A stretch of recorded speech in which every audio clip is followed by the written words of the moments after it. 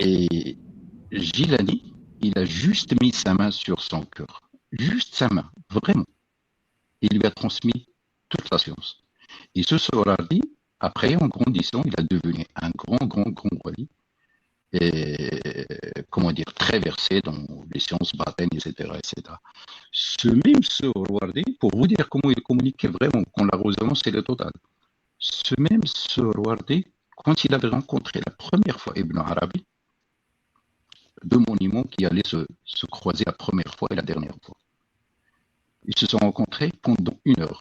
Ils n'ont pas parlé. L'un regardait l'autre. Ceux qui étaient autour, ils ne comprenaient pas. Après, ils se sont dit adieu, ils se sont quittés.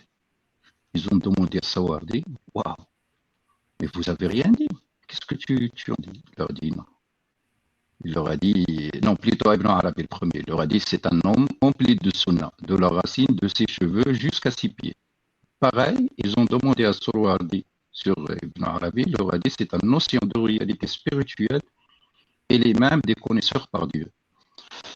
Donc ce genre de je dirais, de talent, il est inné chez l'homme, de raisonner par le cœur. Tu vois, il est inné. Mais il est contextuel, c'est-à-dire cette résonance, c'est quand une culture, effectivement, il s'oriente, je dirais, vers son modèle, etc., etc. Et donc, dans cette époque, il y avait le langage du cœur. Il y avait le langage du cœur par lequel